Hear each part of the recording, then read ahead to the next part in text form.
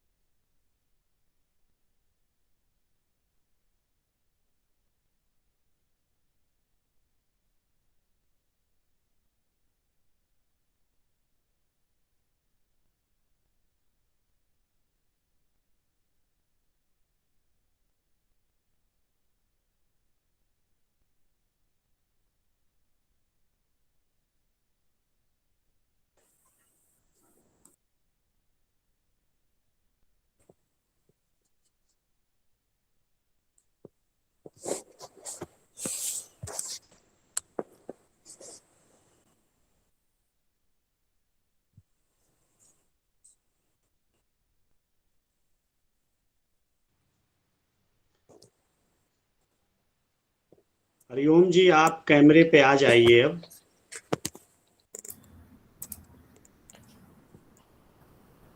हाँ।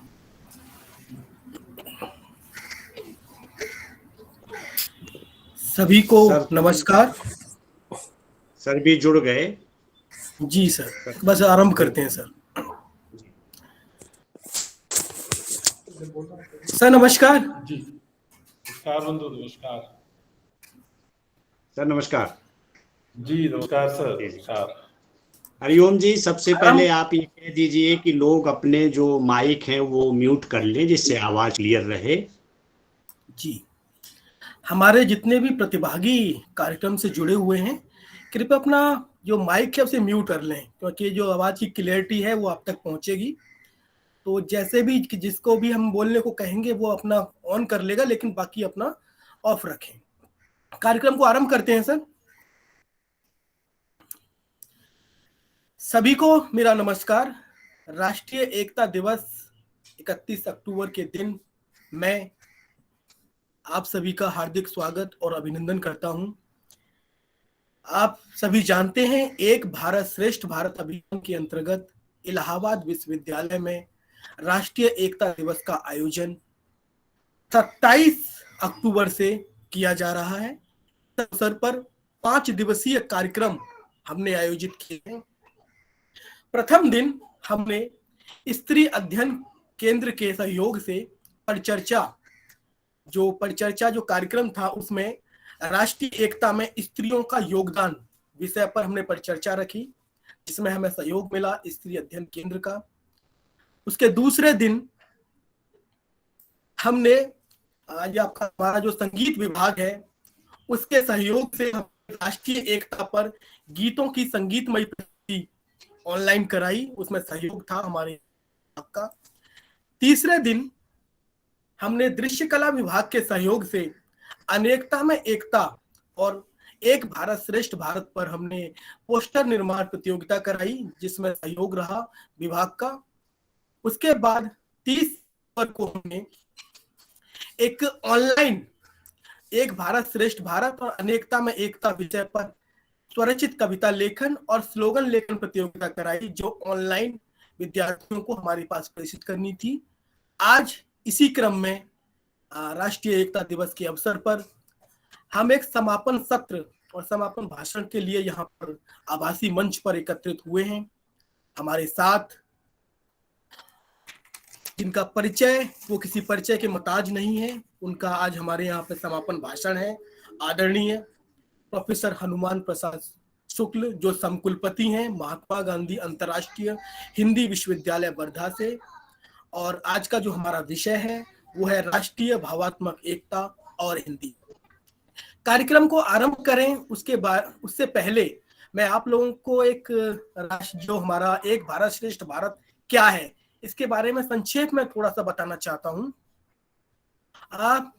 शिक्षा मंत्रालय भारत सरकार का एक अभियान है एक भारत श्रेष्ठ भारत, जिसके अंतर्गत विभिन्न विश्वविद्यालयों में, केंद्रीय विश्वविद्यालयों में, एनआईटी में और जितने भी ये आपकी आईआईटीज हैं, जितने भी केंद्रीय हैं, सब में एक अभियान चलाया जा रहा है, जहां पर एक भारत श्रेष्ठ भारत के अंतर्गत विभिन्न कार्यक्रम आयोजित किए जाने हैं। शिक्षा मंत्रालय के निर्देश और माननीय कुलपति महोदया की प्रेरणा से इलाहाबाद विश्वविद्यालय में भी इस अभियान को अपनाया और इसके लिए हमारे जो 2 प्रोफेसर हैं, आदरणीय प्रोफेसर संतोष बरड़िया जो हिंदी विभाग में प्रोफेसर हैं और आदरणीय प्रोफेसर अजय जेटली सर जो दृश्य कला विभाग में प्रोफेसर हैं, उनको संयुक्त रूप से नोडल अधिकारी बनाया गया। आप लोग सभी परिचित हैं कि पिछले 1 साल से इलाहाबाद विश्वविद्यालय में किस प्रकार से कार्यक्रम किए जा रहे हैं। हमने बहुत सारे कार्यक्रम इस समय आयोजित किए, पिछले साल भी आयोजित किए और लगातार आयोजित कर रहे हैं। हमारे साथ हमारे जो प्रतिभागी हैं लगातार जुड़ रहे हैं। किन्हीं कारणों से अगर आप जुड़ ना पाए तो राजभाषा एयू के पेज पर आप इसे लाइव भी देख सकते हैं। कार्यक्रम सीमित है, हमारे पास समय का अभाव है। हमारे जो आज के मुख्य वक्ता हैं उन्होंने भी बड़े ही अपने व्यस्ततम समय से हमें समय दिया है, तो मैं अपनी बात को यहीं विराम देते हुए कार्यक्रम आरंभ करता हूं। और एक औपचारिक परिचय, हमारे जो मुख्य वक्ता है वो किसी परिचय के मोहताज नहीं है, लेकिन फिर भी एक औपचारिक परिचय और स्वागत वक्तव्य के लिए मैं हमारे नोडल अधिकारी और हिंदी विभाग के प्रोफेसर आदरणीय प्रोफेसर संतोष भदौरिया सर को स्वागत करता हूं और सर से अनुरोध करता हूं कि स्वागत वक्तव्य और परिचय के लिए सर आइए। स्वागत है सर।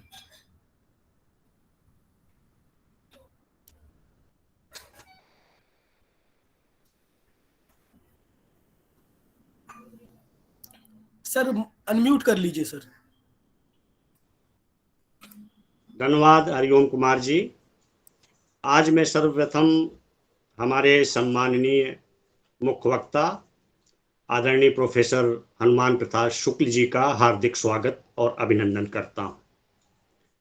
मैं बहुत आभार और धन्यवाद प्रेषित करता हूं कि इलाहाबाद विश्वविद्यालय के अनुरोध को, आमंत्रण को उन्होंने विनम्रता पूर्वक स्वीकार किया। इसलिए विश्वविद्यालय परिवार की ओर से और माननीय कुलपति महोदया प्रोफेसर संगीता श्रीवास्तव जी की तरफ से भी उनका मैं हार्दिक स्वागत और अभिनंदन करता हूं। हमारे साथ हमारे नोडल अधिकारी प्रोफेसर अजय जेटली साहब की तरफ से भी मैं उनका स्वागत अभिनंदन करता हूं। हमारे रिसर्च स्कॉलर्स, विद्यार्थी, शोधार्थी और महाविद्यालयों से जो शिक्षक सीधे जूम के माध्यम से, इलाहाबाद विश्वविद्यालय की राजभाषा के लिंक के माध्यम से और यूट्यूब के माध्यम से जो साथी जुड़े हुए हैं, उनका भी हम बहुत स्वागत और अभिनंदन करते हैं। मैं ये कहना चाहता हूं कि महात्मा गांधी अंतर्राष्ट्रीय विश्वविद्यालय दुनिया में अपने तरह का एक अलग विश्वविद्यालय है। एक वैकल्पिक अवधारणा को लेकर के इस विश्वविद्यालय की नींव रखी गई और वो सतत अपने मार्ग पर प्रयासरत है, आगे बढ़ रहा है।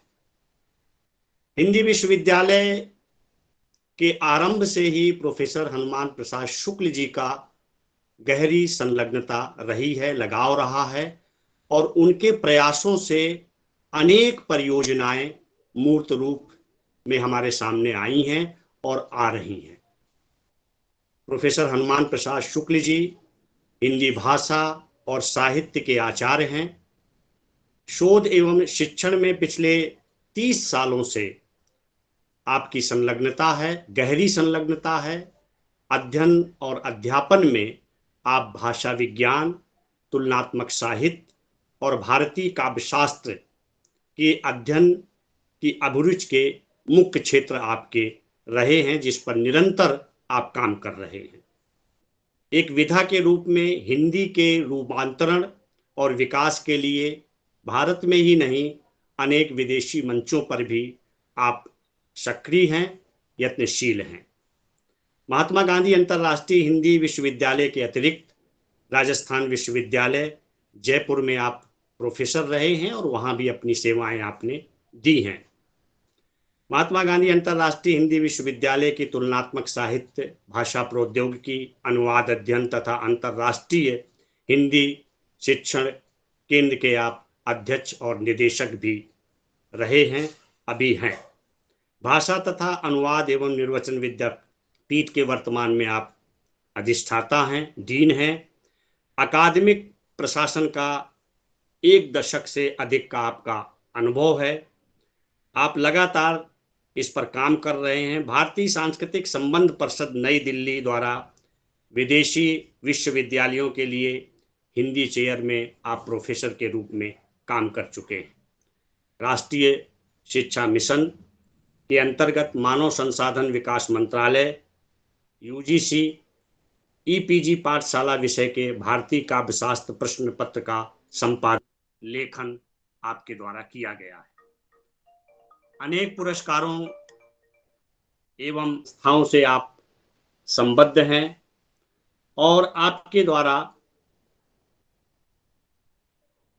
अनेक राष्ट्रीय और अंतर्राष्ट्रीय संस्थाओं से आपकी संबद्धता को हम निरंतर देख समझ रहे हैं। आपकी पुस्तकें जो प्रमुख रूप से, सब पुस्तकों की चर्चा कर पाना तो संभव नहीं है, मगर साहित्य अकेडमी के लिए रामस्वरूप चतुर्वेदी जो ख्यातनाम आलोचक हैं और इलाहाबाद विश्वविद्यालय हिंदी विभाग से संबद्ध रहे हैं, उनका बहुत बड़ा योगदान है हिंदी विभाग इलाहाबाद विश्वविद्यालय को आगे बढ़ाने में। उन पर विनिबंध का लेखन किया है। साहित्य अकेडमी के लिए ही आप निबंधकार कुबेर नाथ राय रचना संचयन का संपादन है। साहित्य अकेडमी की ही एक अन्य परियोजना स्वाधीन भारत का हिंदी साहित्य इतिहास लेखन हेतु रिपोर्टाज का इतिहास लेखन आपने किया है।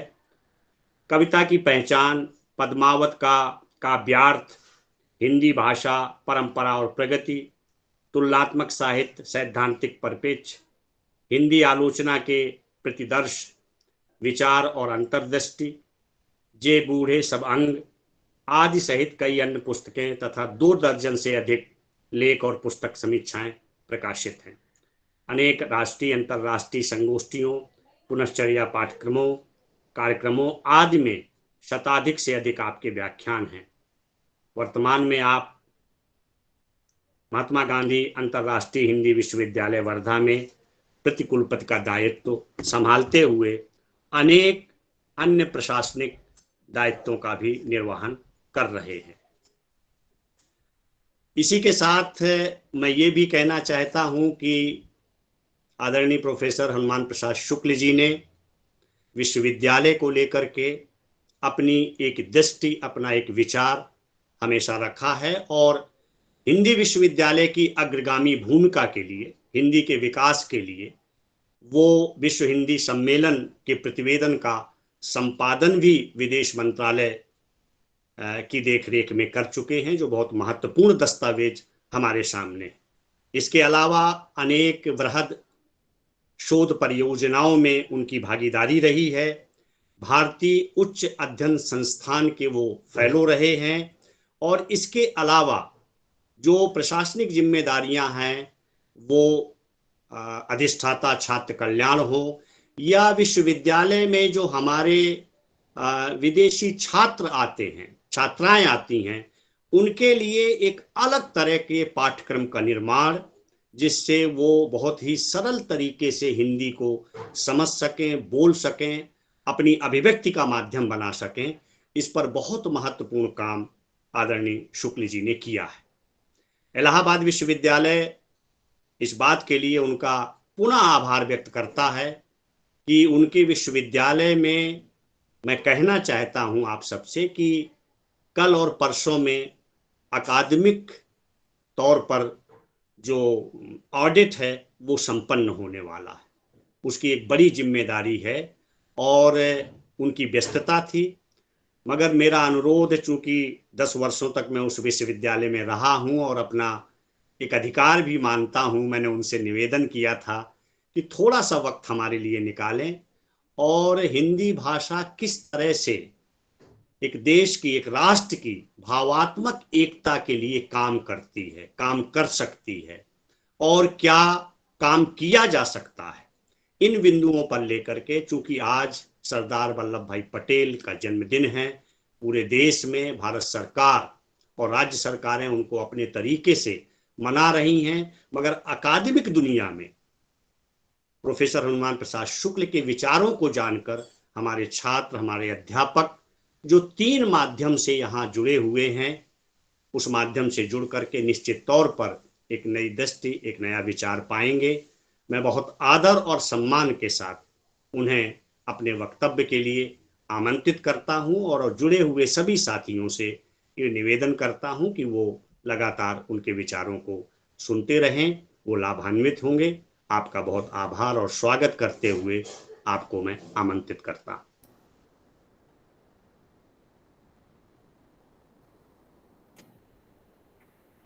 सर्वप्रथम तो मैं राष्ट्र जीवन के लिए समर्पित रहे सरदार वल्लभ भाई पटेल के जन्मदिन पर एक कृतज्ञ नागरिक के रूप में अपनी प्रणति निवेदित करता हूं। भारत की राष्ट्रीय एकता को संभव बनाने में और राष्ट्रीय आंदोलन में जो उनकी भूमिका रही है, हम सब अवगत हैं। समूचा राष्ट्र उनके प्रति कृतज्ञता का अनुभव करता है।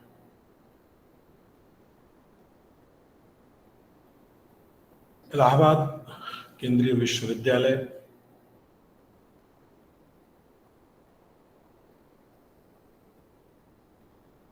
के प्रति भी मैं अपना हृदय से आभार प्रकट करता हूं। आपने जो सम्मान दिया है, आपके सम्मान के लिए, आपके स्नेह के लिए मैं आभार प्रकट करता हूं।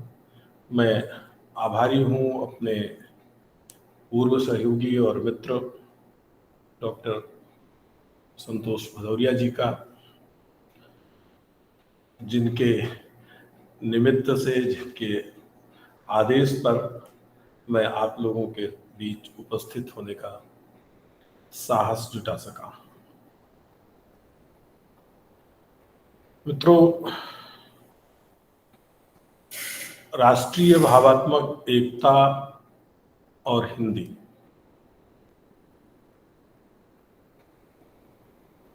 बड़ा व्यापक विषय है, यह मुझे कहने की जरूरत नहीं है। आप सब सुधी हैं, समझते हैं। इस विषय का कैनवास बहुत बड़ा है, बहुत बड़ा फलक है इसका। किसी भी व्यक्ति के लिए घंटे 45 मिनट की बातचीत के क्रम में इस विषय को संपूर्णता में उपस्थित करना, समग्रता में उसे प्रस्तुत कर सकना लगभग असंभव है। फिर भी मैं दुस्साहस कर रहा हूं और आप सबके समक्ष एक समग्र रूपरेखा कम से कम प्रस्तुत करने का यत्न करूंगा। कोशिश करूंगा कि उसमें जितने जरूरी रंग इस समय की मर्यादा में भरे जा सकें, वो अभी भरूं। 2-3 अवधारणात्मक बातें, चूंकि उन पर भी बहुत लंबी बात हो सकती है और अनेकशः विमर्श हो सकता है, इसलिए मैं अपनी समझ को, या आप चाहें तो रूढ़ शब्दों में कहें, परिभाषा को आपके सामने रखता हुआ आगे बढ़ूंगा। शीर्षक पर ही सबसे पहले आता हूं, राष्ट्रीय भावात्मक एकता और हिंदी। यह जो राष्ट्र पद है, इसकी एक सरल सी समझ मेरी चेतना में है। आचार्य वासुदेव शरण अग्रवाल, जिनकी हमारी पीढ़ी तो कम से कम भारत संबंधी अपनी समझ के लिए बहुत ऋणी है, उस ऋषि के प्रति मैं अपनी प्रणति निवेदित करते हुए राष्ट्र की जो उन्होंने परिभाषा प्रस्तुत की है, वो आपके सामने दोहराता हूं। दोहराना इसलिए कह रहा हूं कि वो आप सबकी परिचित है, लेकिन राष्ट्र की उसी समझ को लेकर मैं आगे बढ़ना चाहता हूं। आचार्य अग्रवाल ने कहा था कि किसी भी राष्ट्र की 3 महत्वपूर्ण चीजें हैं।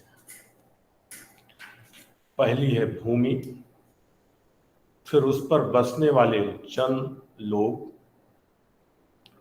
और उन लोगों की कमाई हुई संस्कृति। तो भूमि, जन और संस्कृति से राष्ट्र बनता है। अब यह जो भूमि, जन और संस्कृति से राष्ट्र बनता है, इस राष्ट्र की चेतना को संधारित करने का, संपोषित करने का कार्य मनुष्य की जो सामर्थ्य, जो शक्ति करती है, जो आविष्कार मनुष्य का है, वो है भाषा। तो राष्ट्र और भाषा का बड़ा गहरा संबंध है। अब जब हम भावात्मक एकता की बात करते हैं तो वह भावात्मक एकता वस्तुतः भूमि जन और संस्कृति समन्वित भाषा संपोषित भाषा संधारित जो राष्ट्र है, उस राष्ट्र के बीच परस्पर संबंधों का, उसके बीच उन संबंधों के जो आधार हैं, जो सूत्र हैं, उन सूत्रों के संयोजन का, और अगर कहीं कुछ उलझने हैं तो उनके सुलझाने का, उन सूत्रों को सुलझाने का। यह जो समूचा का समूचा प्रक्रम है, यह वस्तुतः राष्ट्रीय भावात्मक एकता का आधार निर्मित करता है। हिंदी की जब बात करते हैं तो मेरी परिभाषा में मेरठ, बिजनौर या दिल्ली के आसपास के लोगों के द्वारा बोली जाने वाली और केवल उत्तर भारत में विकसित जो भाषा है वह हिंदी नहीं है। हिंदी की अनेकसा परिभाषाएं की गई हैं, लेकिन मैं उस मूल शब्द की ओर आपका ध्यान आकृष्ट करना चाहता हूं जिससे यह हिंदी पद बना है। और हिंदी पद राष्ट्रीय भावात्मक एकता के संदर्भ में भाषा के अलावा भी बहुत महत्वपूर्ण है, क्योंकि हिंदी वह है जो हिंद का है, हिंद की है। सप्त सैंधव प्रदेश और उसके पूर्व और उसके दक्षिण और उत्तर का समूचा भूभाग हिंद है। वहां की संस्कृति हिंदी है, वहां की भाषा हिंदी है। अलग अलग समय पर उसके नाम बदलते रहे। इसलिए जब हम राष्ट्रीय भावात्मक एकता और हिंदी की बात करते हैं तो मैं हिंदी का अर्थ हमारी हिंदी करता हूं, और इस हमारी हिंदी का संबंध हिमालय के दक्षिण और विंध्य पर्वत के उत्तर के मध्य देश मात्र से नहीं है। इतिहास में बहुत विस्तार से इसके नहीं जाऊंगा, लेकिन आप सब परिचित हैं कि हिंदी के रूपाकार का निर्माण, खासकर आधुनिक हिंदी का रूपाकार जो निर्मित हुआ है वह मध्य देश में। लेकिन अगर अपनी बात को मैं एक रूपक से कहूं तो किसी पाकशाला में बनाए जाने वाले जो व्यंजन होते हैं, जो पाकशास्त्रीय हैं या पाकशाला मात्र के उपभोग में वह आने वाली वस्तु नहीं होती। उसका वितरण वस्तुतः पाकशाला के जो बाहर के लोग हैं, जो उसकी ओर चातक दृष्टि से टकटकी लगाए देख रहे हैं, जो उसके आस्वाद के लिए आतुर हैं, उस पाकशाला में बनने वाले व्यंजन का महत्व उनके लिए ज्यादा है। हिंदी मध्य देश की पाकशाला में भले निर्मित हुई हो, किंतु वह समूचे भारत को अपने नाम से भी आप्लावित करती है, अपनी चेतना से भी आप्लावित करती है, अपनी विरासत के आधार पर भी आप्लावित करती है। इसलिए मित्रों, जिस हिंदी की मैं चर्चा आपसे करने जा रहा हूं राष्ट्रीय भावात्मक एकता के संदर्भ में, वह हिंदी मेरठ बिजनौर भर की हिंदी नहीं है, वह विंध्य और हिमालय के बीच की प्रदेश की हिंदी भर नहीं है, वहां बसने वाले लोगों भर की हिंदी नहीं है। भाषाएं सभी महत्वपूर्ण होती हैं, दुनिया के सभी देशों में का अपना भूभाग है, वहां बसने वाले लोग हैं, उनकी संस्कृतियां हैं, और उन संस्कृतियों को संपोषित संधारित करने वाली भाषाएं। आज मैं तुलना में नहीं जाऊंगा और उन पर किसी प्रकार का विवाद भी नहीं खड़ा करूंगा। सभी के प्रति सम्मानशील रहते हुए मैं भारत के संदर्भ में एक बात कहना चाहता हूं कि औपनिवेशिक काल से पूर्व भारत का जो भाषाई इतिहास है उसे हमको फिर से पढ़ने की, फिर से समझने की जरूरत है। राष्ट्रीय भावात्मक एकता का संदर्भ उससे स्वतः उद्घाटित होगा। मैं अपनी कुछ स्थापनाएं उस पर आरोपित नहीं करूंगा, मैं केवल कोई प्रसंग आप सबके समक्ष उपस्थित करूंगा। भारत, आप जानते हैं कि एक समय ऐसा था कि भूगोल की दृष्टि से बहुत व्यापक था और उसका सांस्कृतिक विस्तार भी बहुत था। आप जानते हैं कि भारत का व्यापार और वाणिज्य भी उस समय तक के ज्ञात संसार के अधिकांश हिस्सों तक था। आज का आधा यूरोप भारत के व्यापार वाणिज्य के महत्वपूर्ण मंडी के तौर पे था। क्या क्या निर्यात होता था और क्या क्या आयात होता था और उससे भारत कैसे समृद्धि पाता था, मित्रों, वो इतिहास का विषय है, अवान्तर विषय है, इसलिए उसकी चर्चा मैं नहीं करूंगा। उसका संदर्भ मैंने सिर्फ इसलिए दिया है जिससे हमारे सामने वह विशाल भारत जो है उसका वह फलक हमारे सामने उपस्थित हो सके। ईरान हमारे सीमांत पर था, कभी कभी कुछ कुछ हिस्सा उस विशाल भारत का अंग रहा। यूरोप की सीमाएं भारत को स्पर्श करती रही। समूचा एशिया भारत से किसी न किसी रूप में संपर्क में रहा है। भारत की धर्म और संस्कृति समूची एशिया को आप्लावित करती रही, प्रेरणा देती रही, उसका आधार रही। आप सब निश्चित तौर पर इतिहास के भी विद्यार्थी किसी न किसी स्तर पर रहे हैं तो इन सारी चीजों से परिचित हैं, इसलिए उसका वृत्तांत भी यहाँ प्रस्तुत करके आपका समय उसमें अधिक नहीं खर्च करूंगा। तो पहली बात मेरी यह थी कि यह हिंदी उस विशाल भारत द्वारा कमाई हुई भाषा है। मैंने कहा कि दुनिया के सभी देश समादर हैं और उनकी भाषाएं भी, किंतु भारत की स्थिति कुछ विशिष्ट रही है। दूसरे देशों के कोण से देखेंगे तो उनका भी परिदृश्य कुछ विशिष्ट हो जाएगा, किंतु हम पहले भारत को देखें।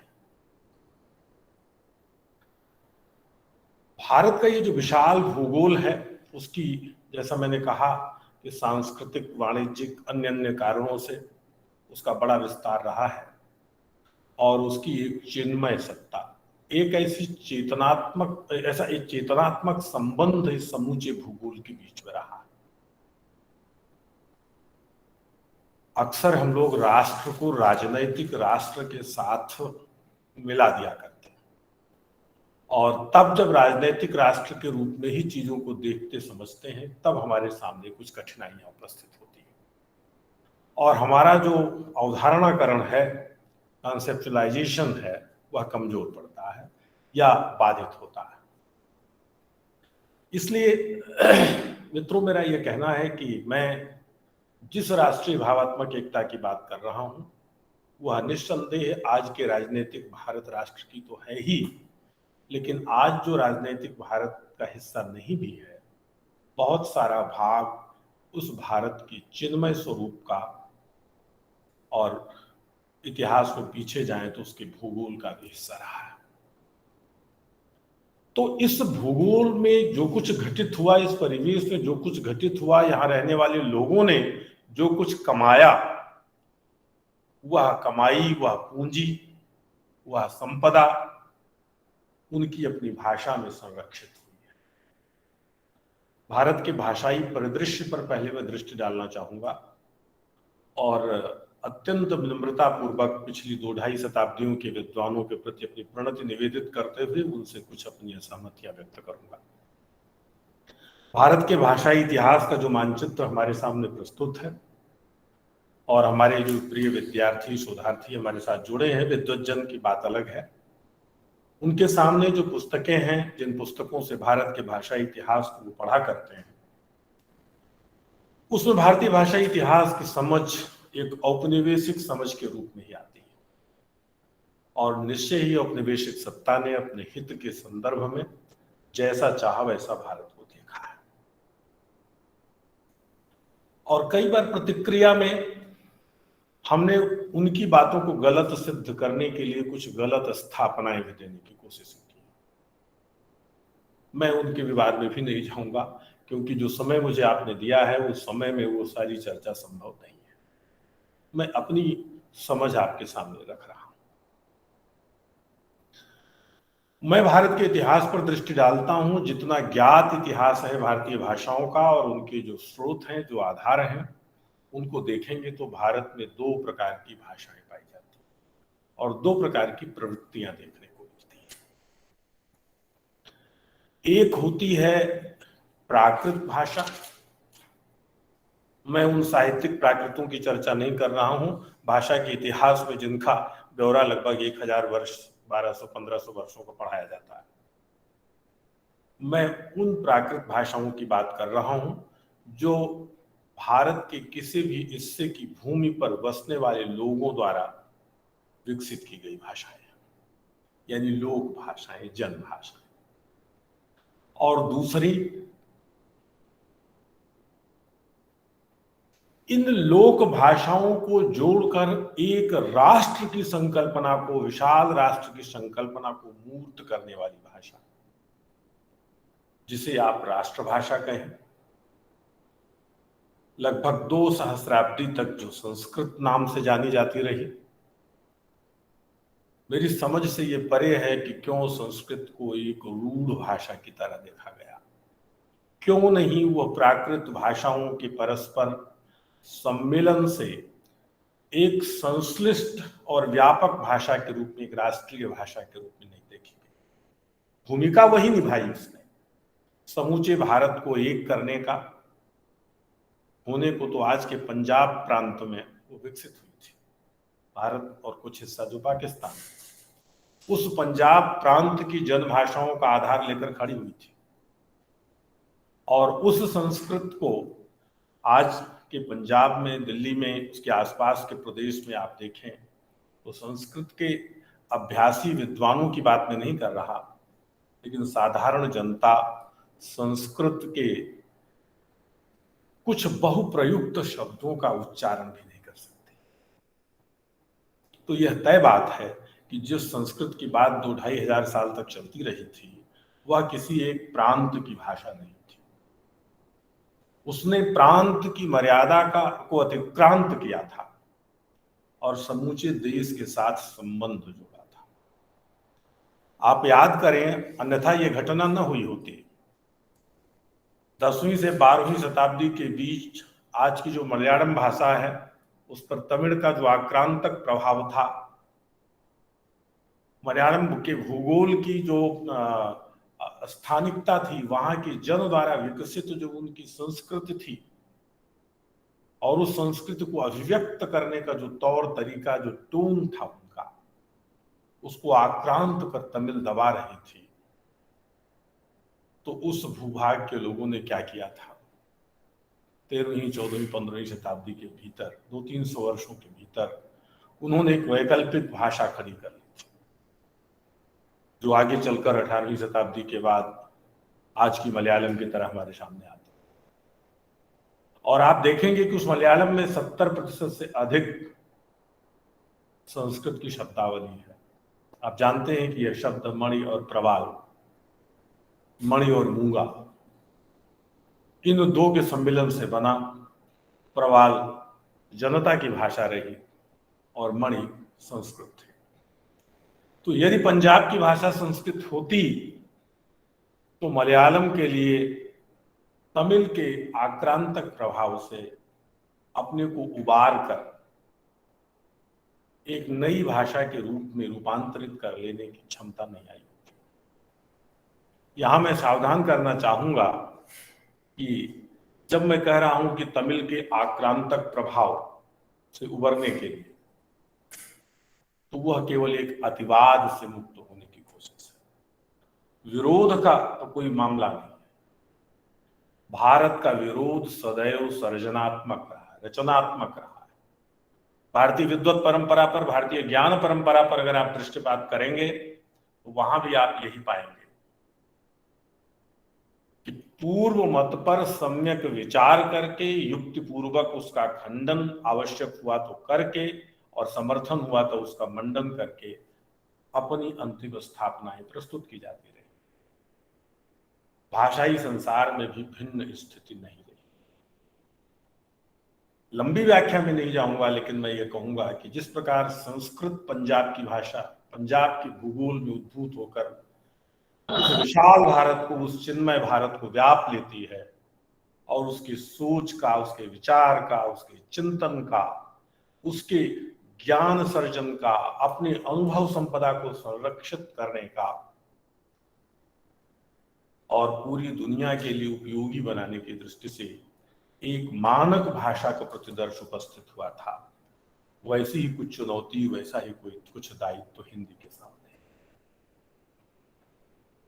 और इस चुनौती को हिंदी ने बखूबी निभाया भी है। आप सब परिचित हैं, राष्ट्रीय आंदोलन में हिंदी की भूमिका से आप परिचित हैं। 1900 के बाद जब राष्ट्रीयता का आंदोलन तेज हुआ है, उसके पहले आप देख चुके हैं कि चाहे केशव चंद्र सेन हो, चाहे दयानंद सरस्वती हो, चाहे दूसरे विद्वान हों, दूसरे राजनेता हों, दूसरे राष्ट्र चिंतक हों, उन सब ने एक स्वर से यह कहा कि इस देश की भावात्मक एकता को, इस देश के राष्ट्र के स्वरूप को प्रकट करने, अभिव्यक्त करने का कार्य यदि कोई भाषा कर सकती है तो वह हिंदी ही है। आचार्य चित्तमोहन सेन का नाम आप लोगों ने सुना था। उन्होंने कहा था कि हिंदी का जो प्रसंग है, हिंदी का विषय जो है, वह वस्तुतः हिंदी का विकास जो है वह राजसूय यज्ञ की तरह है, जो समूचे भारत को जोड़ने का एक प्रतीकात्मक साधन भी है। तो मित्रों, भारत में दो भाषा परंपराएं रही हैं, एक प्राकृत, एक संस्कृत। भारत का शिक्षित, भारत का नागरजन अपने लोक और जनपदों से, जनभाषाओं से प्रेरणा लेकर, संपत्ति लेकर, अनुभव संचित करके उनका परिमार्जन, परिष्कार कर समूचे राष्ट्र के लिए एक व्यापक भाषा जिसमें पूरा राष्ट्र संवाद कर सके, ऐसी भाषा विकसित करने का यत्न होता रहा। जिन्हें हम लोग प्राकृतों के नाम से जानते हैं या जिसे पाली के नाम से जानते हैं, वह जनता की भाषाएं ही नहीं थी। संस्कृत के समानांतर या संस्कृत के पश्चात वे सारी की सारी भाषाएं वस्तुतः जन भाषा का आधार लेकर खड़ी की गई परिष्कृत भाषाएं, संस्कृति ही। तो यह हम लोगों को ध्यान रखना चाहिए, भारतीय भाषा के विद्यार्थी को, कि भारत में एक संस्कृत नहीं रही है, भारत में संस्कृतें रही हैं, अनेक संस्कृतें रही हैं। जिस भाषा को हम लोग संस्कृत के रूप में जानते हैं, उसके भी कम से कम 2-3 रूपांतरों से तो भारत अच्छी तरह परिचित है। छांदस का, वैदिक संस्कृत का, बाद की उपनिषदों में, ब्राह्मणों में, आरण्यकों में वर्णित संस्कृत की रूप रचना से पर्याप्त अंतर दिखाई पड़ता है। क्यों है, इसकी चर्चा मैं अभी नहीं करूंगा। इसी प्रकार से उपनिषदों की भाषा का संबंध संस्कृत के ललित साहित्य से, काव्य साहित्य से आप देखेंगे कि बहुत अलग है। तो संस्कृत का विकास, संस्कृत का रूपांतर, विविध जीवन प्रयोजनों के लिए संस्कृत का उपयोग, और वह अगर कहीं रूढ़ हो गई तो उसे छोड़कर नई संस्कृत बना लेने की क्षमता इस राष्ट्र ने अनेक बार प्रदर्शित की। यह एक बात हमको ध्यान रखनी होगी, तब हिंदी का राष्ट्रीय भावात्मक एकता के संदर्भ में सही आशय हम ग्रहण कर पाएंगे। तो मित्रों, जैसे मैंने एक पाकशाला का उदाहरण दिया था, आप चाहें तो वटवृक्ष का उदाहरण ले लें। वटवृक्ष की जो विशालता है, उस विशालता को अगर आप देखें तो जड़ें उसकी कहीं भी हों, लेकिन उसको जो आकार मिलता है, उसके लिए जो रस संचित करता है, वह पृथ्वी, जिस पृथ्वी से, वह पृथ्वी विभक्त नहीं है। उसकी जड़ें दूर दूर तक जाती हैं।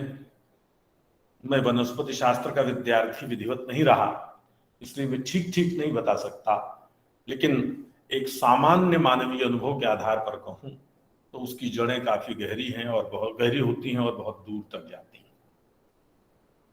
उसके विराट आकार में, व्यक्तित्व में इसलिए आप देखेंगे कि तमाम उसकी वृक्ष लटें भी लटकी हुई दिखाई पड़ती। वट वृक्ष किसी सुकोमल लता की तरह नहीं होता, जो जहां पनपती है वहीं आधार लेती है, वहीं खड़ी रह के रह जाती है। लोक भाषाओं से राष्ट्र भाषाओं का जो संबंध होता है, प्राकृतों से जो संस्कृतों का संबंध होता है, वह संबंध एक लता और वट वृक्ष के रूपक से समझा जा सकता है। इसलिए जब हम अपने राष्ट्र की भावात्मक एकता की कल्पना करते हैं तो हमको यह देखना होगा कि हम कैसे भारत के एक एक अंचल की भाषा में जो साझी चीजें हैं और साथ ही साथ जो विशिष्ट चीजें हैं उनका संग्रह कैसे करें, और उस संग्रह को लाकर वह रस इकट्ठा करके कैसे उस राष्ट्रभाषा के विशाल वृक्ष को हम खड़ा करें जो समूचे राष्ट्र को छाया दे सके, सहारा दे सके, आधार दे सके, और लंबे समय तक जितनी दूर तक उसकी जड़ें होंगी, इतना वनस्पति शास्त्र हम सब जानते हैं, उतना ही उस वृक्ष की आयु अधिक होगी, उतना ही वो दीर्घायु होगा। तो मित्रों, जब हम लोग हिंदी की बात करते हैं, एक दो पक्ष और मैं आपके सामने रखता चलूं जिससे और भी स्पष्ट हो जाए। हिंदी 19वीं शताब्दी में विकसित हुई भाषा नहीं है। हिंदी भारतीय भाषा परंपरा का उत्तराधिकार है और हिंदी हमारे समय की संस्कृत है। मैंने जिन अनेक संस्कृतों की चर्चा की, उनकी पिछली परंपराओं का वर्तमान रूपांतर है हिंदी।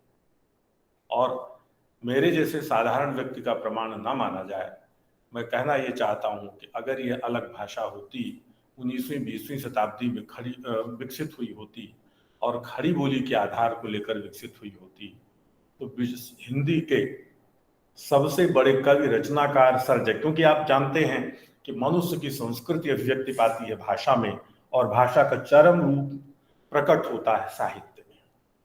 तो हिंदी के सबसे बड़े कवियों को बिजनौर और मेरठ में पैदा होना चाहिए था। 20वीं शताब्दी के हिंदी साहित्य का इतिहास ये बताता है, आप सब परिचित हैं कि मेरठ और बिजनौर से कितने हिंदी के बड़े लेखक हैं।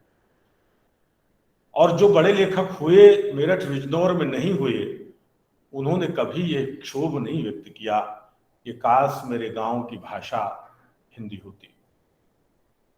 वो बनारस में रहे हों, आपके शहर प्रयाग में, इलाहाबाद में रहे हों, वो कानपुर में रहे हों, देश के दूसरे हिस्से में रहे हों, पर्वतांचल में रहे हों, मरु प्रदेश में रहे हों, सुदूर पूर्व में रहे हों, उन्होंने जिस हिंदी में रचना की उसको उन्होंने अपनी भाषा की तरह देखा। भाषाई रूपांतर की दृष्टि से भी अगर आप देखें तो जिसे 20वीं शताब्दी के मैं क्षमा चाहता हूं, 19वीं शताब्दी के अंतिम दशक में कविता की भाषा के रूप में वो ढल पाएगी, बड़ा संशय था। हमारे पूर्वधाओं तक को संशय था। वो भाषा 10 वर्ष में जिस तरह की काव्य रचनाएं हमारे सामने लाती है, सरस्वती एक कह लीजिए कि चिन्हक बिंदु है। सरस्वती पत्रिका में उस दौरान प्रकाशित रचनाएं देखें, रचनाकारों के स्वतंत्र काव्य संग्रह देखें, स्वयं उनकी गद्य रचनाएं भी देखें, तो उनको देखने से पता चलता है कि यह कोई ऐसी भाषा है जो बहुत पहले से चली आ रही थी। अन्यथा 10-5 साल में दुनिया के इतिहास में, भाषाओं के इतिहास में साधारण भाषा को बदलते नहीं देखा गया है। काव्य भाषा का रूपांतरण एक दशक में हो जाए और एक सामर्थ्य के साथ 10 वर्ष में 2 वर्ष, 20 वर्ष में, एक दशक में, 2 दशक में कोई भाषा खड़ी हो जाए, ऐसा दुनिया के भाषाई इतिहास में कभी नहीं। ये केवल भारत में ही हुआ, और भारत में इसलिए हुआ कि उसकी एक परंपरा चली आ रही। उस परंपरा में यह विवेक बहुत स्पष्ट है कि प्राकृत भाषा स्थानिक होती है, वहां से वह रस संचित करती है और राष्ट्रभाषा तक वो अपना रस पहुंचाती है। राष्ट्रभाषा उसकी ऋणी होती है और उसका ऋण ग्रहण करके अपने को समृद्ध करके बदले में उसका उपकार करती है। तो आधार और आधेय का जो संबंध होता है वैसा ही कुछ प्राकृत और संस्कृत भाषाओं के बीच का संबंध होता है। एक उदाहरण मैं और दूं आपको, यह तो आप सबके समक्ष स्पष्ट ही है कि 20वीं शताब्दी के सारे बड़े रचनाकार, आरंभिक दौर के, खासकर स्वतंत्रता पूर्व के प्रथम 4 दशकों के रचनाकार आधे से अधिक तो 2 ही शहर में केंद्रित थे, बनारस और इलाहाबाद में।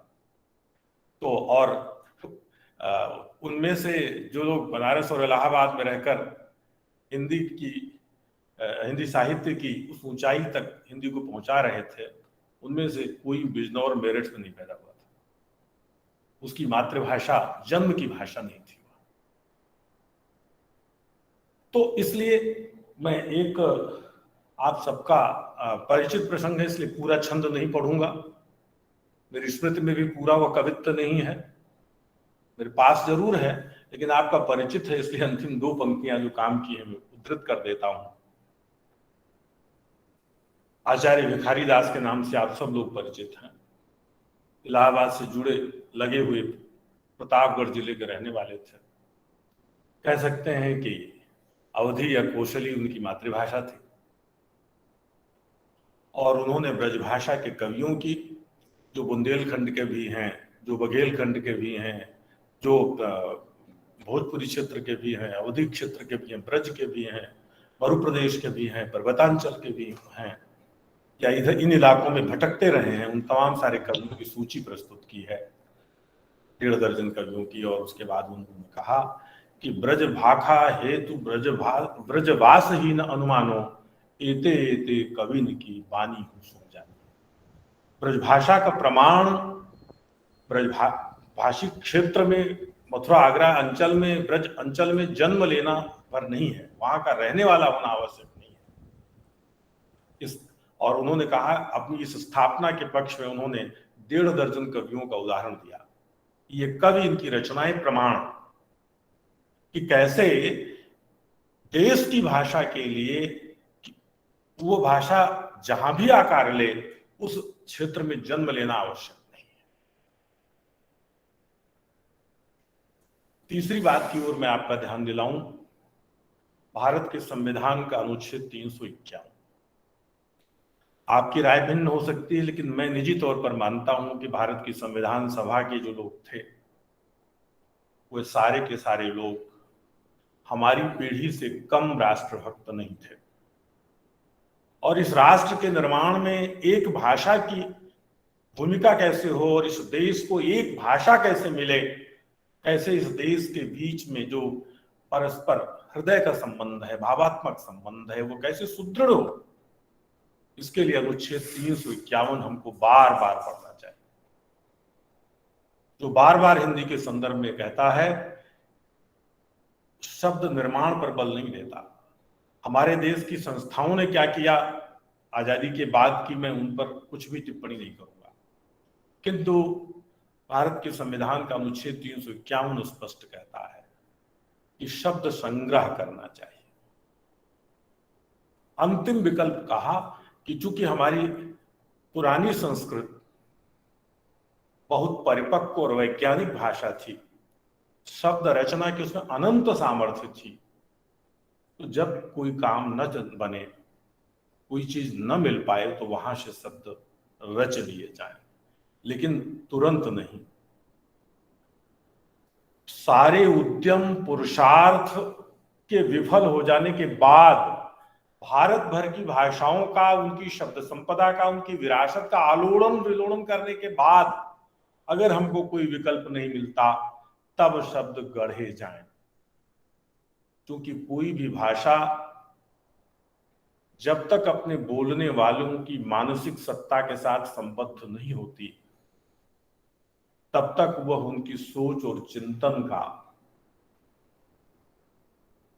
साधन नहीं बन पाती।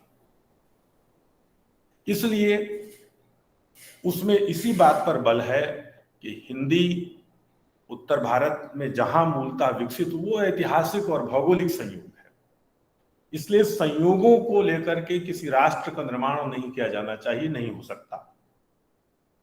संयोग कुछ पूर्व परता निर्धारित कर सकते हैं, लेकिन अगर एक राष्ट्र को आकार देना है, खड़ा रखना है, उसे चिरायु बनाना है, दीर्घ आयु बनाना है, स्थायी बनाना है, तो स्वाभाविक है कि हमको इन चीजों पर ध्यान देना पड़ेगा। तो मित्रों, मैं जो बात कह रहा था उसके समर्थन में एक और बात, एक बात छूट रही थी कि उसमें हिंदी के साथ साथ ये कहा गया कि भारत की जितनी प्रमुख भाषाएं हैं, महत्वपूर्ण भाषाएं, जिस अंचल में, प्रमुख कहने का मतलब, मैं फिर विनम्रता पूर्वक आप सबसे अनुरोध करता हूं कि मैं केवल 8वीं अनुसूची नहीं कह रहा हूं। भारत बहुत विशाल देश है, अलग अलग अंचल की बहुत सारी मातृभाषाएं हैं।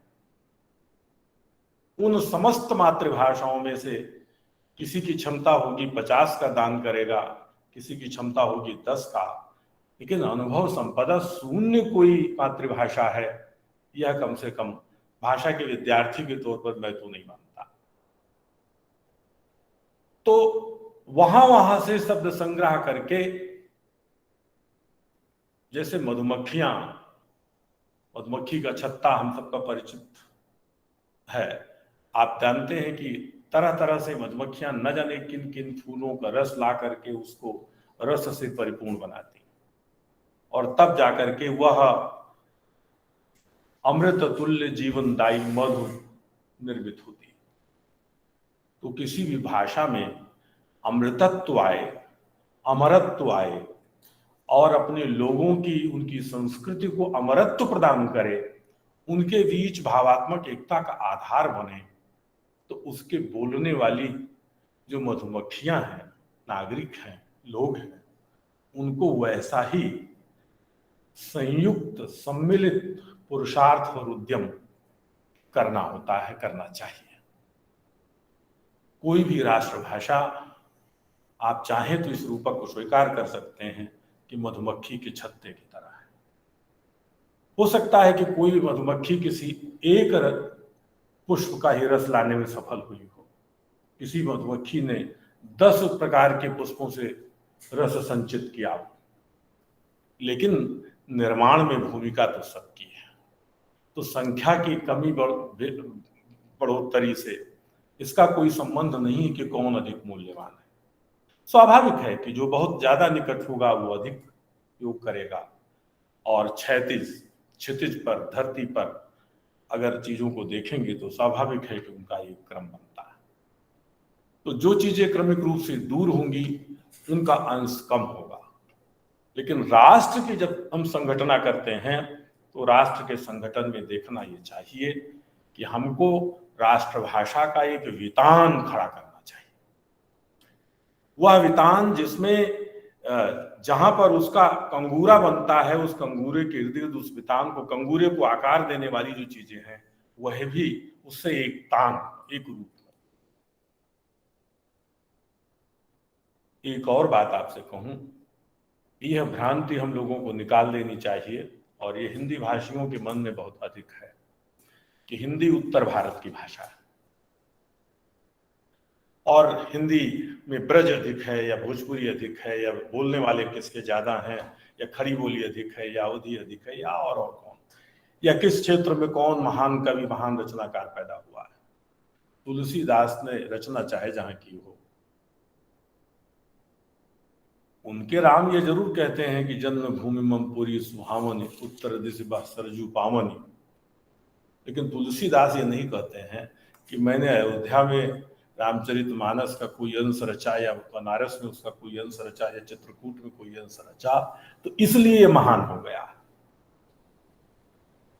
एक देश की संकल्पना सब में विद्यमान नहीं है। थोड़ा सा इतिहास में मैं आपको लेकर चलता हूं। भारत के प्राचीन इतिहास पर साम्राज्य युग से पहले, नंद वंश के साम्राज्य के पहले चले, और तब आप देखेंगे तो भारत की संगठना क्या है। आप देखेंगे कि ग्राम है, पुर है, जनपद है, नगर है। तो एक तरफ पौरजन है जो अपने भूगोल, अपने क्षेत्र, अपने राज्य, राजनीतिक इकाई की सामर्थ्य के हिसाब से उसकी राजधानी, यानी वह केंद्र जहां उनकी सांस्कृतिक गतिविधियां केंद्रित होती हैं, उनको विकसित करते हैं। एक तरफ पुर हैं, ग्राम हैं, जनपद हैं, जन हैं, जो अपनी गतिविधियां ग्रामों में सीमित रहते हैं, वो विकीर्ण है, फैली। भारत की जो प्राकृत और संस्कृत परंपरा की बात मैं कह रहा था, वो उसका संबंध इस पौर या नागर और इस जानपद या ग्रामीण जनता के साथ, और इनके बीच में द्वंद्व देखने की बात पिछली 1.5-2 शताब्दी की बात है। इसके पहले, औपनिवेशिक शासन काल के पहले, आप सब जानते हैं कि भारत में भाषा का कोई झगड़ा नहीं रहा। जिसको जो सहूलियत हुई उसने वैसा कर लिया। भगवान बुद्ध को लगा कि जो प्रचलित संस्कृत है, स्थापित संस्कृत है, उसमें उनकी बात लोगों तक नहीं पहुंचेगी। उन्होंने लोगों की भाषा के आसपास जाकर अपनी बात कही, और उनके वचनों का जो संग्रह हुआ वह भी अंततः एक भाषा में मानकीकृत हो गया। तो भाषा का मानकीकरण होना, उसका रूढ़ होना और उसका निरुपयोगी हो जाना, और फिर उसके अवशेष से एक नई भाषा का विकास होना, ये सतत चलने वाली परंपरा है। उत्तर भारतीय हिंदी भाषियों के संदर्भ में मैं बात जो स्पष्ट करना चाहता था वह यह कि यह समूचा उत्तर भारत गणों में, जनपदों में विभक्त था। हर गण की, हर जनपद की अपनी व्यवस्था थी, भूमि थी, वहां रहने वाले लोग थे, उनकी संस्कृति थी जिसमें उनका सोच, उनका चिंतन, ये तमाम सारी चीजें सम्मिलित थी। उत्तर भारत की जितनी भाषाएं हैं, जिन्हें बोलियां कहा गया, मैं माफी के साथ कहना चाहता हूं, बोली, बानी, भाखा, भाषा, वाक, वाणी, और अंग्रेजी में जिसे लैंग्वेज कहते हैं, ये सब पर्यायवाची हैं। इसमें छोटे बड़े का कोई भेद नहीं होता। कभी अवसर मिला तो इस विषय पर आप लोगों से अलग से वार्ता करूंगा, और इन औपनिवेशिक शासकों के द्वारा या महान सर जॉर्ज अब्राहम ग्रियर्सन के द्वारा किए गए उस महान भारत की भाषा सर्वेक्षण को मैं विनम्रता पूर्वक स्वीकार करता हूं, और हम भारतीयों की उस असमर्थता को भी मैं आपके सामने रखता हूं कि आजाद भारत में भी हम अपनी भाषाओं का एक अदद सर्वेक्षण नहीं कर पाए, उसके बारे में हम कोई जानकारी नहीं जुटा पाए। इलाहाबाद में बैठा हुआ आदमी ये नहीं जानता कि अवधी भाषा का जो फोनेटिक सिस्टम है वो क्या है, उसकी भाषिक संपदा में कौन कौन से ऐसे शब्द हैं जिनका संग्रह कर लेना बहुत जरूरी है। ऐसा नहीं, प्रेरणा ही नहीं है। आचार्य वासुदेव शरण अग्रवाल ने जिस जनपद कल्याणी योजना का प्रस्ताव किया था, जो लोग वासुदेव जी से परिचित हैं वे अच्छी तरह से जानते हैं, और उसमें यही बात थी कि आयुर्वेद के, कृषि के, जीवन के, नाना प्रकार के, मनुष्य के भावों के, सुख के, दुख के, तमाम सारी ऐसी शब्दावलियां हैं जिनका संग्रह हो जाना चाहिए। अन्यथा जिस प्रकार से जीवन करवट बदल रहा है, जिस दिशा में उसका विकास हो रहा है, बहुत सारी ऐसी चीजें हैं। हमारा जो बहुत कुछ शताब्दियों सहस्राब्दियों का अर्जित है, किसी वस्तु का अनुपयोगी हो जाने का अर्थ ये नहीं है कि वह व्यर्थ हो गई। वस्तुतः अनुपयोगी हो गई वस्तु, और खासकर जैविक संसार में, तो एक नया जीवन देने का आधार बनती है। और भारत में जहां आत्मा न मरता है न जीता है, पुनः पुनः जन्म लेता है, बार बार शरीर बदलता है, तो वहां किसी भी चीज के नष्ट होने की बात नहीं है। अवधी, भोजपुरी आप जानते हैं, मल्ल, वज्र, इन तमाम सारे जो गणों की भाषाएं थी वह भोजपुरी के रूप में रूपांतरित हुई। कैसे, उसकी एक लंबी प्रक्रिया है, कुछ मतभेद हैं, कुछ विवाद हैं इतिहास को लेकर के, वो एक अलग प्रश्न है। कौशल और काशी के आसपास की जो भाषा थी वह अवधी के रूप में, कौशली के रूप में विकसित हुई। दक्षिण छत्तीसगढ़, ये सारे के सारे गणों के, जनपदों के या महाजनपदों के प्राचीन भूगोल में 10-5 किलोमीटर का अंतर उपस्थित करते हुए आज भी लगभग 3000 से अधिक वर्षों से वैसे के वैसे बने हुए हैं। और इनके भूगोल के जो सांस्कृतिक अंतर है, सांस्कृतिक अंतर का मतलब खान पान रहन सहन ही नहीं होता, स्वभाव, सोचने का ढंग, बर्ताव करने का तरीका, भूमि, उसका पर्यावरण बहुत कुछ उसको बदलता है, तय करता है, निर्धारित करता है। तो उन सब से ये बना हुआ है। जिस हिंदी की बात करते हैं वह 25-50 भाषाओं का, अगर उत्तर भारत की बात करेंगे तो साझा उत्तराधिकार है, सहस्राब्दियों का उत्तराधिकार है, एक दिन का नहीं है। और शेष भारत, विंध्य के दक्षिण का भारत सुगम नहीं था, लेकिन इसका अर्थ ये नहीं है कि वह इतना दुर्गम था कि आना जाना और संवाद और आदान प्रदान होता ही नहीं था। धर्म में हुआ है, संस्कृति में हुआ है, जीवन में हुआ है, खान पान में हुआ है। ये 100-200 साल की घटना नहीं है। तो मित्रों, मेरा निवेदन यह था कि भारत के संदर्भ में जब राष्ट्रीय भावात्मक एकता पर आप बात करते हैं, हिंदी की उसमें भूमिका की बात करते हैं, तो आपको एक ऐसी विराट हिंदी की, हमारी हिंदी की कल्पना करनी होगी जिसकी पाकशाला, जिसका रिंधन भले उत्तर भारत में हुआ हो, मध्य देश में हुआ हो, मध्य देश के इस भूगोल या उस भूगोल में हुआ हो, लेकिन वो समूचे भारत को आप्लावित करती है, उसकी चेतना को का संवहन करती है, और वह हमारे समय की संस्कृति ही है। भारत में भाषाओं के बीच में राग द्वेष का मामला 19वीं शताब्दी से पुराना नहीं है। एक उदाहरण देकर और एक दो बातें करके अपनी बात खत्म करूंगा, क्योंकि लगभग मैंने 45 मिनट का समय पूरा कर लिया है। तो मुझे लगता है कि आप लोग 5-10 मिनट से अधिक का समय और नहीं देंगे मुझे, तो उतने में ही मैं अपनी बात को खत्म कर लूं, और ये 5-10 मिनट भी शायद कुछ अतिक्रमण ही हो। तो मैं ये कहना चाहता हूं कि मध्यकाल में जब भारत में, उत्तर भारत में, खासकर विंध्य के उत्तर में जब कहा गया कि तुर्कों का, अफगानों का और मुगलों का शासन था, इन सब ने अपनी राजभाषा फारसी बनाई। आप सब परिचित हैं। आज के ईरान, पुराने फारस देश की वो भाषा थी। वो भाषा अपने सांस्कृतिक वैभव के कारण, या कह लीजिए अपनी समृद्धि के कारण, कुल समृद्धि के कारण, समूचे एशिया में, मध्य एशिया में इतनी प्रभावशालिनी थी कि मातृभाषा कोई भी हो, अपने बृहत्तर प्रयोजनों के लिए, शासन के लिए, व्यापक उद्देश्यों के लिए हर कोई फारसी अपनाता था।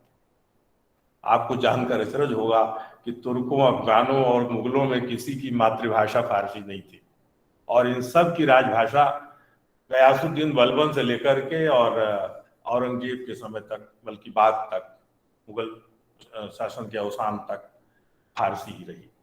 या 150 वर्ष पहले जो रेखता और रेखती विकसित हुई, जिसे 19वीं शताब्दी में उर्दू नाम मिल गया, क्यों मिला, कैसे मिला, लंबी कहानी है। घर के भीतर के बंटवारे की तरह है, इसलिए वह चाहे जितनी स्पष्ट विभाजक रेखा उसकी क्यों न हो, लेकिन वह दीवार तो घर के भीतर ही बनी है। उस दीवार को घर के बाहर हम नहीं देख सकते, और उस विवाद में भी मैं यहाँ नहीं जाना चाहता। लेकिन मैं ये कहना चाहता हूं कि केवल राजभाषा होने से कोई भाषा राष्ट्रभाषा नहीं बनती। फारसी ने इस देश में इतना गहरा असर डाला था। गोस्वामी तुलसीदास 16वीं शताब्दी में जब मुगल साम्राज्य अपनी स्थापना के लिए, स्थिरता के लिए संघर्ष कर रहा था, अकबर का समय था, उसमें तुलसीदास ने जिस भाषा में रामचरितमानस रचा, उसमें ठेठ तद्भव के साथ, संस्कृत निष्ठ शब्दावली के साथ साथ फारसी का भी एक बहुत बड़ा हिस्सा है, और बड़ी महत्वपूर्ण। यहां तक कि उनके राम भी जो है वो फारसी में ही अपना अभिधान पाते हैं, गरीब नवाज। तो न गरीब संस्कृत और तद्भव है और न नवाज। तो कहने के मतलब मेरे यह है कि भाषा इस देश में सांस्कृतिक संबंध का आधार रही है। अगर कहीं किसी भाषा की पहुंच नहीं हुई, इसलिए उस भाषा से उस भूगोल का विरोध है, ये बात गलत है। इसका उदाहरण फारसी। जिस महाराष्ट्र में हमारा विश्वविद्यालय अवस्थित है, यहाँ की मराठी भाषा का लगभग 30 से 40% पर्शियन है, क्योंकि महाराष्ट्र का 2/3 हिस्सा अलग अलग समय में अलग अलग शासकों के अधीन रहा, जिनकी राजभाषाएं फारसी थी। तो जीवन का वह हिस्सा जिसका राजकाज से, व्यापार से, वाणिज्य से, नागरिक जीवन से संबंध होता है, उन हिस्सों में वह शब्दावली मराठी का हिस्सा बन गई। वो अवधि का हिस्सा भी बनी है, हिंदी का तो बनी ही है, अवधि का भी है कि भी है।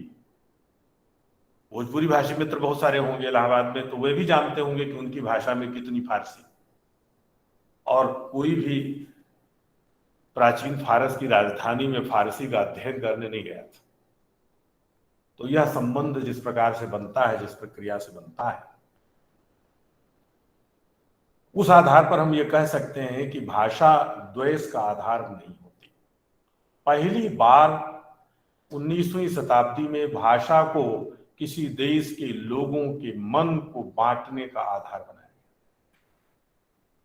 और न जाने किन कारणों से, बहुत से कारण ज्ञात हैं, उस पर चर्चा यहां अमांतर है, किंतु हमारी ये बात समझ में या तो आई नहीं, आई तो मानी नहीं, और अब तो कतई मानने को तैयार नहीं।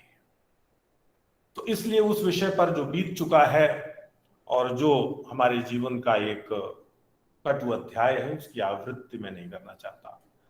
किंतु जिस रूप में भी जो भाषा आकार ले गई है, आज हमारे सामने उपस्थित है, वह किसी दूसरी भाषा से कटुता का, संघर्ष का, विद्वेष का, विरोध का आधार नहीं रचती। दुनिया की स्टीफन स्पेंडर ने कहा था कि भारत के आजाद हो जाने के बाद कि अंग्रेजी को अब भारत में व्यावहारिक कामकाज या अंतर्राष्ट्रीय संबंध या कुछ ऐसे कार्यों के लिए इस्तेमाल होना चाहिए, बाकी भारत के जीवन से हट जाना चाहिए। भाषा का कितना गहरा संबंध मनुष्य के जीवन से है, मैं अपनी एक कह लीजिए कि पक्षधरता को आपके सामने रख रहा हूं। सर आनंद केंटिस कुमारस्वामी के नाम से आप सब लोग परिचित हैं। श्रीलंकाई मूल के तमिल पिता और ब्रिटिश मूल की भारतीय मां के संतान थे। भारत के राष्ट्रीय आंदोलन, भारत में राष्ट्रीय शिक्षा के विकास के साथ आरंभिक दशकों में 20वीं शताब्दी के जुड़े रहे और विश्व के सबसे बड़े कलालोचक के रूप में उनकी प्रतिष्ठा है। कुमारस्वामी ने कहा था कि किसी भी देश की एक पीढ़ी को पराई भाषा में शिक्षा, दीक्षा, सोचने विचारने का वातावरण निर्मित कर दीजिए, वह सभ्यता नष्ट हो जाएगी। और जब वो कह रहे थे 1910 के आसपास, तो तब तक भारत की 4-5 पीढ़ियां अंग्रेजी की दीक्षा, संख्या में कम ही सही, लेकिन प्राप्त करके इस देश को नष्ट करने की दिशा में आगे बढ़ चुकी थी। हमारे सामने एक विचित्र प्रकार का अंधेरा सा छा गया था। आप देखें, भारतीय राष्ट्रीय कांग्रेस जिसने राष्ट्रीय आंदोलन का नेतृत्व किया, उसने अपने प्रांतों का निर्माण भाषाओं के आधार पर किया और आजाद भारत को भी इस विभाजन की त्रासदी का शिकार बनाया। अलग बात है कि आज के भारत में अनेक अपवाद हमारे सामने आ गए हैं। कई राज्य ऐसे बन गए हैं जिनकी भाषाएं दूसरे राज्यों में भी साझा करती हैं। आंध्र तेलंगाना का उदाहरण सामने है, और भी हैं, तो मैं उस पर विस्तार से नहीं जा रहा, लेकिन मेरा ये कहना था कि औपनिवेशिक शासन ने किस तरह से हमारे साथ धूर्तता की और उस धूर्तता के हम शिकार हुए। मैं नहीं जानता कि हमारे कौन से ऐसे स्वार्थ थे, कौन सी ऐसी लाचारियां थी, कौन सी हमारी अशक्तताएं थी जिनकी वजह से हम उन चीजों से उबर नहीं पाए जिनसे भारत 18वीं शताब्दी तक मुक्त था। तो भारत की राष्ट्रीय एकता, भावात्मक एकता का जो संबंध है मित्रों, 18वीं शताब्दी तक के भारत को देखिए, उसके भाषाई परिवेश को देखिए, और भाषाएं दुनिया के इतिहास में, मैंने राष्ट्र की परिभाषा आचार्य वासुदेव शरण अग्रवाल से शुरू की थी कि भूमि, वहां बसने वाला जन और उसकी संस्कृति राष्ट्र बनाती है, उसको संधारित संपोषित करती है भाषा। भाषा वह शक्ति है मित्रों, राष्ट्र मिट जाता है, भूमि दूसरों द्वारा पददलित कर दी जाती है, अभिगृहित कर ली जाती है, लोग मार काट दिए जाते हैं, उनकी संस्कृति नष्ट कर दी जाती है, भाषा जीवित रहती है। 9वीं शताब्दी में जो ईरान पददलित हुआ, फारस पददलित हुआ, उसकी भाषा ने मध्य एशिया पर 1000 साल तक राज्य किया, जो अपने देश की राज्य सत्ता को, अपने देश की भूमि, जन और उसकी संस्कृति को एक राष्ट्र के रूप में नहीं बचा सकी थी, लेकिन उसकी वह शक्ति, सामर्थ्य जो वहां से उसने अर्जित की थी। दूसरा उदाहरण अंग्रेजी का आज है ही। अनजाने ही हमारे बहुत सारे मित्र कहते हैं कि ग्लोबल लैंग्वेज है, दुनिया की 4-6 देशों में इस्तेमाल होती है, कुछ सामान्य कामकाज के इस्तेमाल होती है, यूएनओ में थोड़ी सी जगह बन गई है, इस आधार पर दुनिया की भाषा बता दी जाती है। तो मैं यही कहता हूं कि अपनी जमीन का, अपने लोगों का, अपनी संस्कृति का आधार लेकर जो भाषाएं विकसित होती हैं, भारत के संदर्भ में फिर दोहराऊं कि अगर संस्कृतें प्राकृतों का आधार नहीं छोड़ती हैं तो उनकी जीवनी शक्ति को कोई कमजोर नहीं कर सकता और वे राष्ट्रों की बार बार रचना करने में समर्थ हो। हिंदी हमारे समय की संस्कृत है। बहुत सारी ऐसी बातें रह गई हैं, छूट गई हैं, लेकिन अब समय की मर्यादा टूट ही जाना चाहती है। इसलिए मैं उस पाप से, उस अपराध से अपने को बचाने के लिए अपनी बात को अब यहाँ विराम दूंगा। लेकिन यह बात अगर मैं आप लोगों तक संप्रेषित करने में सफल हुआ हूँ तो आप लोगों का स्नेह है, मैंने सार्थक किया है। अन्यथा अगर वह निरर्थक हुआ है तो मुझे क्षमा करेंगे।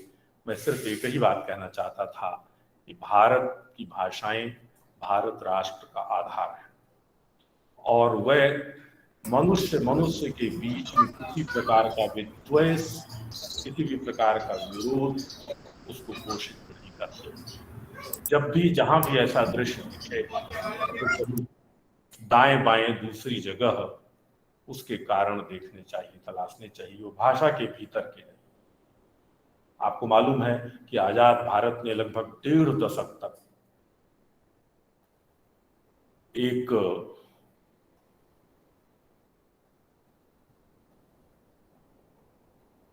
रक्तिम भाषाई संग्राम, राग द्वेष विरोध का समय जिया है। लगभग 1.5 दशक तक ये चलता रहा। अनेक लोगों ने अपनी प्राणाहुतियां दी। वह केवल कहीं हमारी नासमझी का, भाषा के इस स्वरूप की समझ का, भाषा की अपनी विरासत को न समझ पाने का कहीं न कहीं मुझे लगता है कि कारण रहा होगा। कुछ न कुछ ऐसी चूक रही होगी या फिर हमने जानबूझकर धूर्ततापूर्वक ऐसा संभव किया होगा। अन्यथा आजादी के बाद का भाषाई आधार पर जो थोड़ा बहुत यत्किंचित भी रक्तपात हुआ है वह हमारी स्मृति को बहुत ही कर्दम युक्त बनाने के लिए काफी है और भारत का इतिहास इसका समर्थन नहीं करता। तो भारत की राष्ट्रीय एकता या राष्ट्रीय भावात्मक एकता के निर्माण में हिंदी, जो समूचे देश की हिंदी है, चेन्नई की भी है और श्रीनगर की भी है, जो चंडीगढ़ की भी है, जो कोहिमा की भी है, इन सब से समन्वित, इन सब से मिलकर बनने वाली हमारी हिंदी, हमारी आज की संस्कृत इस देश की राष्ट्रीय भावात्मक एकता का आधार होगी। यह ध्यान रखें कि लिपि और प्रौद्योगिकी इसमें कोई महत्वपूर्ण भूमिका नहीं निभाते। लंबे समय का साहचर्य प्रेम पैदा कर देता है, इसलिए प्रौद्योगिकी भी एक कोई उपकरण भी अगर लंबे समय तक आप उपयोग करते हैं तो उससे ममत्व जग जाता है। तो लिपि प्रौद्योगिकी ही है। भाषा और लिपि को अलग अलग रखकर देखना समझना चाहिए और उसके संबंध में बुद्धिसम्मत निर्णय लेना चाहिए। लिपि का आग्रह कई बार इस राष्ट्रीय भावात्मक एकता के कोमल तंतुओं को कमजोर करता है। कैसे वे तंतु सबल रहें, रसवंत रहें, प्राणवान रहें, यह हम लोगों को देखना है। मैंने कुछ अस्त व्यस्त, टूटी फूटी, इधर उधर की जो बातें आपके सामने रखी, मुझे लगता है कि अपने समय को देखते हुए अपनी वाणी को यही विराम दे देना चाहिए। आप लोगों का यह मूल्यवान समय इसमें खर्च हुआ है, आप लोगों ने धैर्य से सुना है। खासकर इलाहाबाद विश्वविद्यालय के हमारे युवा साथी, शोधार्थी, विद्यार्थी और शिक्षक मित्र जिन्होंने अपना यह मूल्यवान समय हमारे साथ बिताया है, मैं उन सब के प्रति अपनी सचमुच हृदय से कृतज्ञता व्यक्त करता हूँ। और अगर मैंने उनका समय नष्ट नहीं किया है तो मुझे संतोष लाभ होगा। संतोष भदौरिया जी हैं तो संतोष लाभ वैसे भी मुझे तो हुआ ही है, लेकिन आप लोगों को अगर लाभ हुआ तो मुझे अतिरिक्त संतोष लाभ होगा। और एक बार आप सबके प्रति फिर से हार्दिक कृतज्ञता व्यक्त करते हुए इलाहाबाद विश्वविद्यालय के प्रति मैं अपना आभार व्यक्त करते हुए अपनी वाणी को यहीं पर विराम दे रहा हूँ, अपना वक्तव्य पूरा कर रहा हूँ। आप सबको बहुत बहुत धन्यवाद, सभी को सादर अभिवादन। बहुत बहुत धन्यवाद सर हमारा मार्गदर्शन करने के लिए, और आगे जब भी आपसे साक्षात्कार होगा उसका समय निश्चित कर दीजिए। धन्यवाद सर। अब मैं एक बार पुनः आदरणीय प्रोफेसर संतोष भदौरिया सर से आग्रह करता हूं कि छात्रों के लिए कोई निर्देश एक भारत श्रेष्ठ भारत के संबंध में हो तो देने का कष्ट करें। इसके बाद हम कार्यक्रम में औपचारिक धन्यवाद ज्ञापन के बाद समाप्त करेंगे। आदरणीय प्रोफेसर संतोष भदौरिया सर। Sir unmute.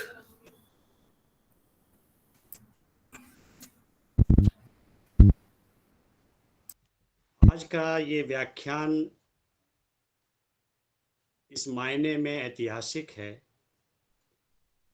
कि जिस बड़े नायक को, बड़े व्यक्तित्व को पूरा देश श्रद्धांजलि अर्पित कर रहा है उनके जन्मदिन पर, उस दिन हिंदी भाषा के माध्यम से हम अपनी राष्ट्रीय भावात्मक एकता को याद कर रहे हैं। और ये सुखद संयोग कहिए कि प्रोफेसर हनुमान प्रसाद शुक्ल जी ने जिस भूमि, जन और संस्कृति से अपनी बात शुरू की थी, वहाँ से उसको विस्तार देते हुए और संस्कृत की और अपनी लोक भाषाओं की जो एक समृद्ध परंपरा है, उसको किस तरह से उन्होंने एक पाठशाला, वटवृक्ष और मधुमक्खियों के रूपक के रूप में प्रस्तुत करते हुए हमारे विद्यार्थियों को, हमारे शोधार्थियों को जिस तरह से बातें रखी, वो वास्तव में, हालांकि वो बातें सब सूत्र रूप में कही गई, एक एक विषय को लेकर के अनेक व्याख्यान हो सकते हैं। ये बहुत बड़ी और समृद्ध परंपरा है।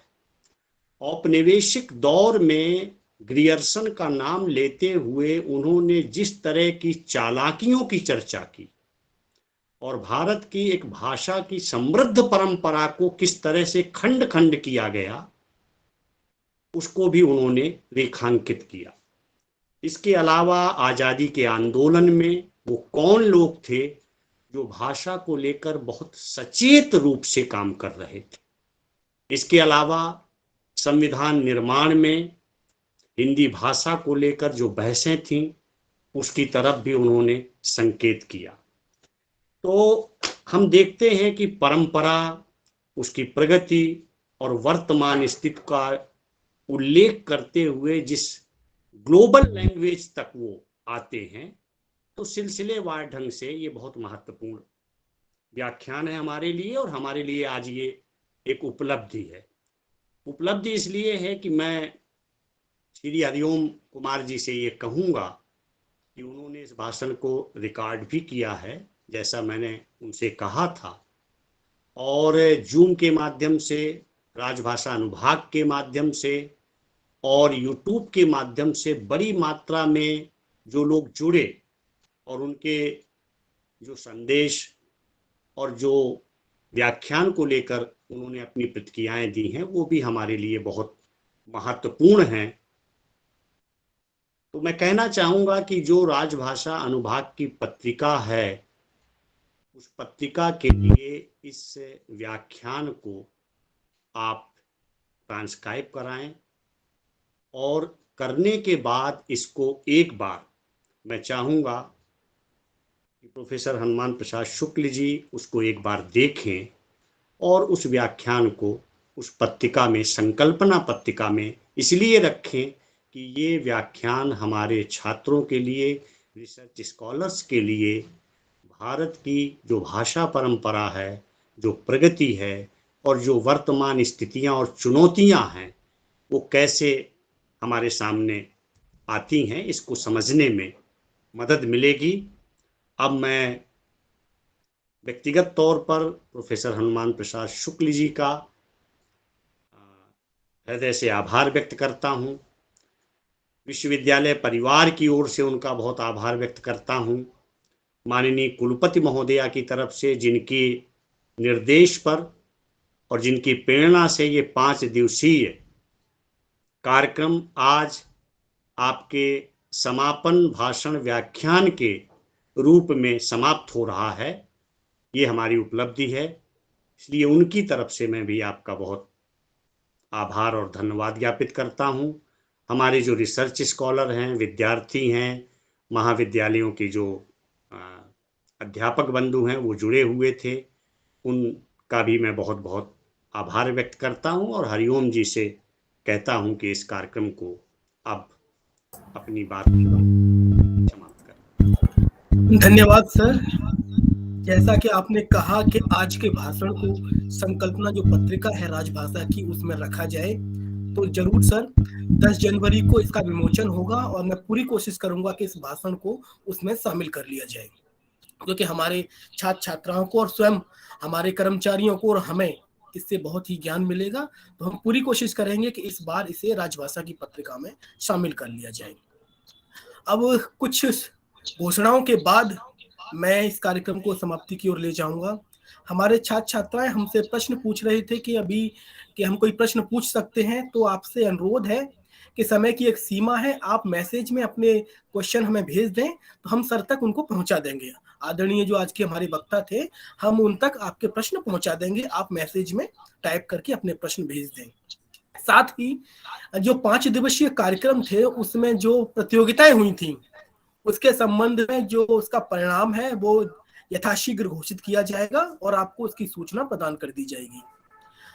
अब एक जैसा कि पता है कि हमारे आदरणीय प्रोफेसर संतोष भदौरिया ने धन्यवाद ज्ञापित कर ही दिया है, लेकिन औपचारिकताएं हैं, तो मैं अपनी ओर से और एक भारत श्रेष्ठ भारत इलाहाबाद विश्वविद्यालय की ओर से आज के जो हमारे वक्ता थे आदरणीय प्रोफेसर हनुमान प्रसाद शुक्ल सर का तहे दिल से धन्यवाद देता हूं।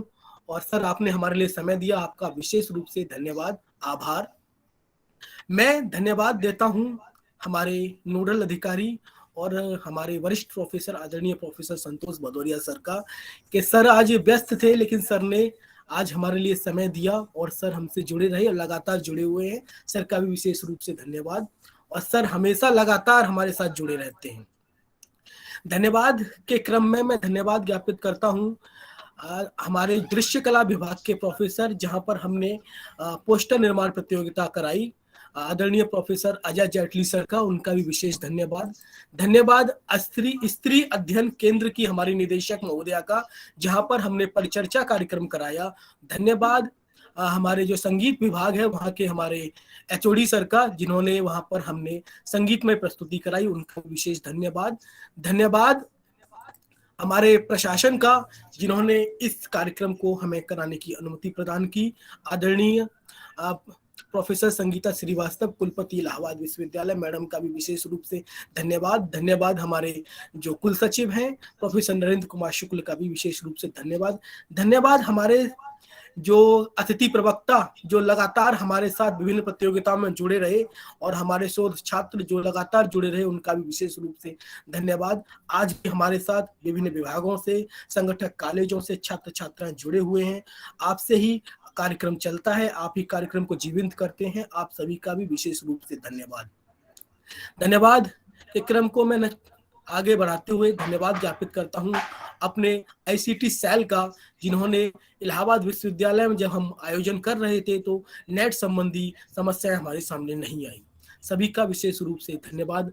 और एक बार पुनः आज के हमारे मुख्य वक्ता प्रोफेसर हनुमान प्रसाद शुक्ल का भी विशेष रूप से एक बार पुनः धन्यवाद करता हूं। धन्यवाद आप सभी का, और कार्यक्रम को हम समाप्ति की ओर ले जाते हैं। धन्यवाद सर।